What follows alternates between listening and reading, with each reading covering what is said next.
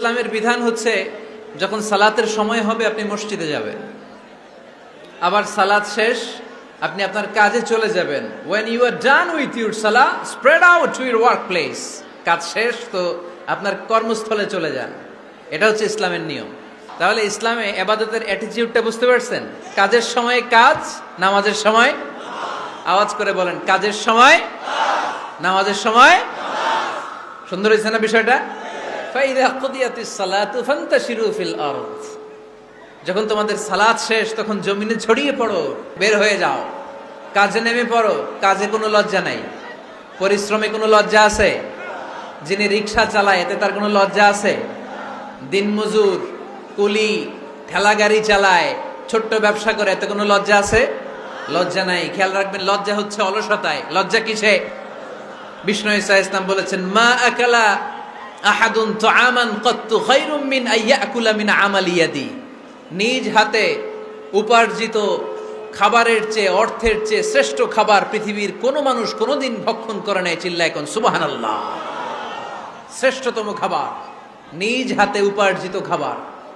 বাংলাদেশে চাকরির বাজার খুব মন্দা, ঠিক কিনা? বাংলাদেশ ইন্ডিয়াতে চাকরি পেতে অনেক কষ্ট। সামান্য একটা পদের জন্য যেখানে চেয়েছে ক্লাস 8 পাস, এখানে ডবল মাস্টার ডিগ্রি অ্যাপ্লাই করছে কয়েক লক্ষ। এজন্য আমাদেরকে উদ্যোক্তা হতে হবে। You have to be the entrepreneur. আমাদের উদ্যোক্তা দরকার, বেশি বেশি নতুন নতুন উদ্যোক্তা। নিজেই এমন আইডিয়া নিয়ে আসবে যেই আইডিয়া বিক্রি করে দুর্দান্ত আইডিয়া দিয়ে তুমি পুরো দেশ কাঁপিয়ে দিতে পারো। পারা যাবে না লক্ষ্মীপুরের ছেলেরা? আইডিয়ার অনেক দাম। You have to generate new ideas. নতুন নতুন আইডিয়া এনে মানুষ গোটা বিশ্বকে তাক লাগিয়ে দিচ্ছে। এই যে কত কয়েক বছর আগে কারের একটা রাইড চালু হয়েছে, নাম হয়েছে উবার। এই উবার কোম্পানি কি করে জানেন?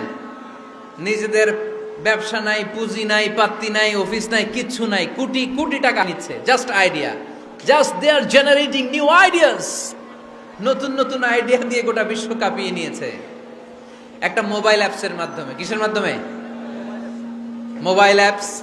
একটা কোম্পানি খুলেছে, গোটা বিশ্বের সব প্রাইভেট কারওয়ালারা ওইখানে রেজিস্ট্রেশন করে আপনি মোবাইলে কোথায় যাবেন, কোত্থেকে যাবেন লিখবেন, গাড়ি আপনার বাড়ির সামনে এসে হাজির।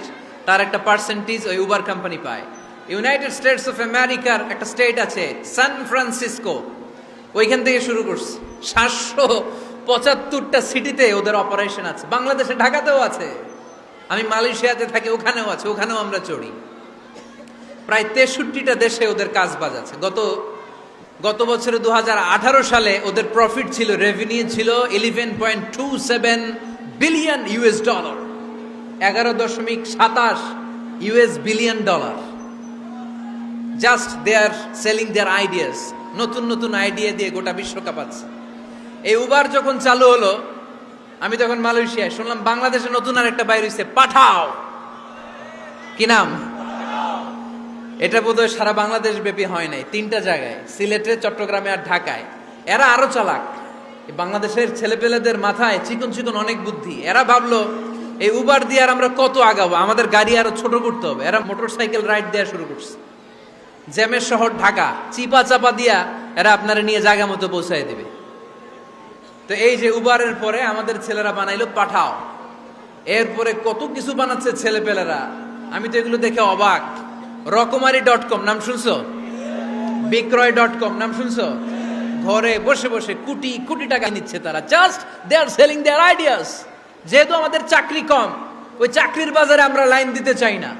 আমাদের মেধাকে খাটিয়ে খাটিয়ে আমরা নতুন তরুণ উদ্যোক্তা বানাতে চাই। চিল্লায় বলো ঠিক কিনা? উদ্যোক্তা যত বাড়বে ততই দেশের কল্যাণ হবে। মানুষ তাদের আইডিয়াকে কাজে লাগিয়ে গোটা বিশ্বকে তাক লাগিয়ে দিচ্ছে। আমরা আমাদের সমতল ভূমিতে চাষ করতে চাই না। মালয়েশিয়াতে একটা এলাকা আছে ক্যামেরুন হাইল্যান্ড, ওরা পাহাড়ের মধ্যে চাষাবাদ করে গোটা মালয়েশিয়ার খাদ্যদ্রব্যের অভাবকে মুক্ত করে দিয়েছে। পাহাড়ের মধ্যে ওখানে ফুলের বাগান। ক্যামেরুন হাইল্যান্ড প্রায় 6000 ফিট উঁচু, প্রচন্ড ঠান্ডা। এই ঠান্ডা পাহাড়ি হিল ট্রাক্স এরিয়াতে মালয়েশিয়ার এই ক্যামেরুন হাইল্যান্ডে ওখানে আছে ফুলের বাগান, আছে ফলের বাগান, আছে চায়ের বাগান, ওখানে মধুর চাষ হয়, ওখানে শাকসবজি চাষ হয়। ওখানে অনেক কিছু চাষাবাদ হয়, ওই ফলমূল শাকসবজি দিয়ে গোটা মালয়েশিয়ার 14টা স্টেটে যত শাক সবজি ফলমূল লাগবে ওরা আঞ্জাম দেয়।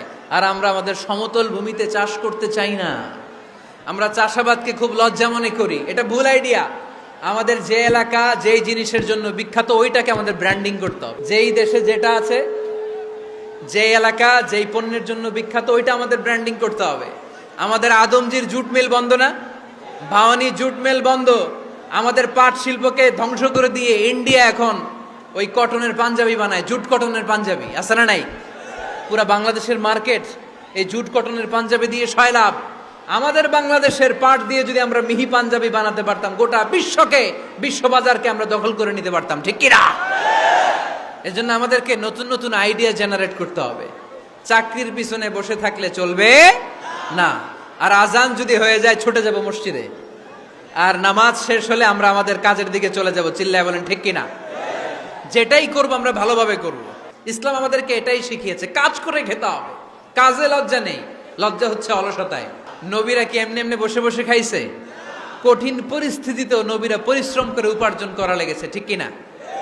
সাইয়েদনা মারিয়াম আলাইহিস সালাম, যার নামে আল্লাহ তাআলা কোরআনে একটা সূরা দিলেন,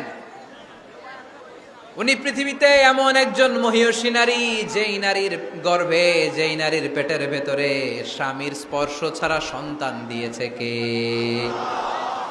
সাইয়েদনা ঈসা আলাইহিস সালাম পেটে আসলেন, বুঝতে আরম্ভ করলেন প্রেগন্যান্সির পেইন উঠেছে। হঠাৎ করে পেট থেকে বাচ্চা ভূমিষ্ঠ হয়ে যাওয়ার পরে উনি কাঁপতে আরম্ভ করলেন। ক্ষুধার চোটে খাবার কিছু নাই, সামনে ঝর্ণা, উপরে একটা খেজুর গাছ। সাইয়েদনা ঈসা আলাইহিস সালামকে কোলে নিয়ে মারিয়াম আলাইহিস সালাম মনে মনে ভাবে, হায় রে, কেউ যদি একটু খেজুর পেড়ে দিত, এই ক্ষুধার মুহূর্তে আমি খেজুর খেয়ে পেটের ক্ষুধা নিবারণ করতাম।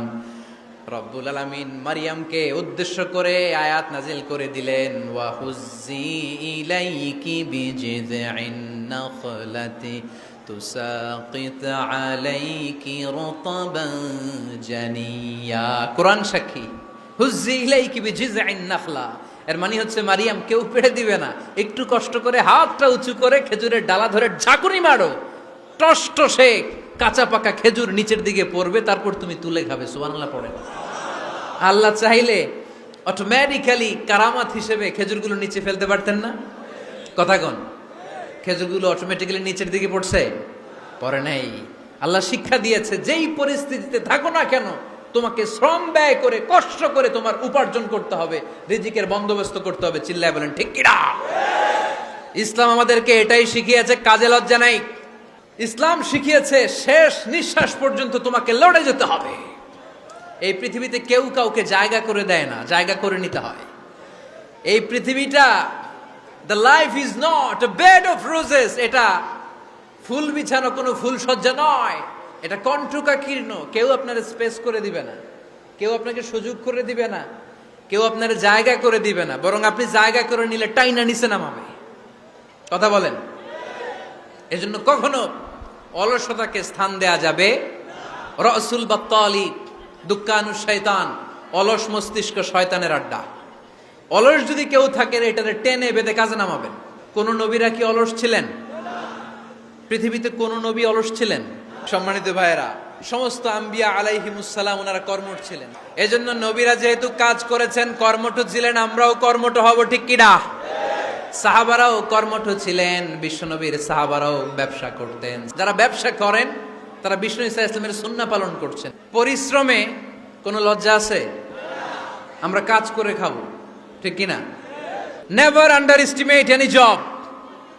কোনো চাকরিকে ছোট করে দেখা যাবে, whether it's small or big, you don't care, এটার কেয়ার করা যাবে না। ছোট্ট চাকরি পাইলেই ঢুকে যাবা, বড় অফার আসলে পরে ঢুকবা। এটা ছোট কাজ, এটা হোটেলের ওয়েটার, এটা ছোট্ট স্টাফ, এটা কেরানি না, কাজ কাজই। কাজের মধ্যে কোনো ছোট বড় নাই, কোনো না কোনো কাজের সাথে জড়িত হব। Never under estimate any job, whether it's big or small, বড় হোক বা ছোট হোক, কোনো কাজকে আমরা ছোট করে দেখব না। যে কোনো কাজ করো না ভাই, যে কোনো কাজ করো, তা যেন হয় সবার চেয়ে সবচেয়ে সুন্দর। আমাদের অবসর সময়গুলোকে কাজে লাগানোর দরকার আছে না নাই? আমরা নিজেদেরকে কর্মঠ করে, কর্মজীবী হিসেবে শ্রমজীবী হিসেবে নিজেদেরকে প্রতিষ্ঠিত করতে চাই। রাজি আছো মুসলমান? লক্ষ্মীপুরের যুবক ছেলেরা আওয়াজ করে বলো, পারা যাবে? লজ্জা কিসে? লজ্জা কিসে? অনেকে টাঙ্কি মারে, এদিক সেদিক ঘুরে, আর বলে আমার আব্বা চেয়ারম্যান। আরে তোর আব্বা চেয়ারম্যান, তুই কি? কয় আমার আব্বা MP, member of the parliament. আরে তোর বাবা এমপি, এটা তো তার গৌরব, তোর কি আছে সেটা বল। এজন্য নিজের পায়ে দাঁড়াবো। অলসতার সাথে আমাদের কোনো সম্পর্ক। আজকের এই মাহফিল থেকে আমরা অলসতা, অকর্মণ্যতাকে নো বলে দিলাম। অলসতাকে আমরা কি বললাম? আরো জোরে বলতে হবে, অলসতাকে কি বলবো? আর সব সময় কর্মঠ থাকবো, এনার্জেটিক থাকবো, নিজের পায়ে দাঁড়াবো, আইডিয়া জেনারেট করব, এন্টারপ্রেনার হওয়ার চেষ্টা করব, নতুন নতুন উদ্যোক্তা হওয়ার মাধ্যমে আমরা আমাদের নিজেদের ভাগ্য পরিবর্তনের চেষ্টা করব। কারণ আল্লাহ বলেছেন, ইন্নাল্লাহা লা ইউগাইয়িরু মা বিকাউমিন হাত্তা ইউগাইয়িরু মা বিআনফুসিহিম। আল্লাহ তাআলা ততক্ষণ পর্যন্ত কোনো জাতির ভাগ্যের চাকার পরিবর্তন করে না যতক্ষণ পর্যন্ত ওই জাতি নিজে নিজের ভাগ্যের চাকার পরিবর্তন করতে না চায়। চিল্লা এখন ঠিক কিনা? লাকাদ খালাকনাল ইনসানা ফি কাবাদ। আমি মানব জাতিকে কষ্ট সহিষ্ণু আর কর্ম সহিষ্ণু করে তৈরি করেছি। স্রষ্টা আমাদেরকে সৃষ্টি করে এক সংগ্রামে ঠেলে দিয়েছে। এখানে সংগ্রাম না করলে বেঁচে থাকা যায়? আমাদের সংগ্রামটা শুরু হয়েছে যখন আমরা মায়ের পেট থেকে বেরিয়েছি, ঠিক কিনা? একটা বাবার স্পার্মের মধ্যে 2 কোটি যদি শুক্রাণু না থাকে, সেখান থেকে সন্তান হয় না। তার মানে এই 2 কোটি শুক্রাণুর মধ্য থেকে আপনি একজন সফল মানুষ, যিনি বাকি 2 কোটির মধ্য থেকে সব শুক্রাণুগুলোকে হারিয়ে আপনি সফল হতে পেরেছেন। সেখান থেকে দুনিয়ার বুকে আপনি যখন এসেছেন, আপনাকে সংগ্রাম করে আসতে হয়েছে। যারা সিজারের মাধ্যমে পৃথিবীতে আসে তাদের এই সংগ্রামটা থাকে না, কিন্তু যারা নর্মাল প্রসেসে পৃথিবীতে আসে তাদের প্রচন্ড সংগ্রাম করে, প্রচন্ড চাপা খেয়ে পৃথিবীতে আসতে হয়, ঠিক কিনা? কারণ আমাদের সাইজ ছিল অনেক বড়। আমাদের মায়ের যে অঙ্গটা দিয়ে আমরা পৃথিবীতে আসব, ওই জায়গাটা ছিল খুবই সরু। আমাকে সংগ্রাম করে, আমাকে যুদ্ধ করে, আমার নিজের অস্তিত্বের প্রমাণ দিয়ে চিৎকার মেরে এই পৃথিবীতে আসতে হয়েছে। চিল্লায় বলো ঠিক কিনা? এজন্য এই পৃথিবীর বুকে আমরা যতদিন থাকবো সংগ্রাম করে বাঁচতে হবে, ঠিক কিনা? পরিশ্রমে লজ্জা আছে? লজ্জা কিসে? মনে থাকবে লক্ষ্মীপুরের ছেলেরা, যে আয়াত দিয়ে শুরু করেছি সে আয়াত দিয়ে শেষ করছি। যখন সালাতের সময় হয় মসজিদে যাব, আর সালাত যখন শেষ হয় তখন মসজিদের বাইরে আমরা কাজে নেমে পড়বো। রাজি আছি তো?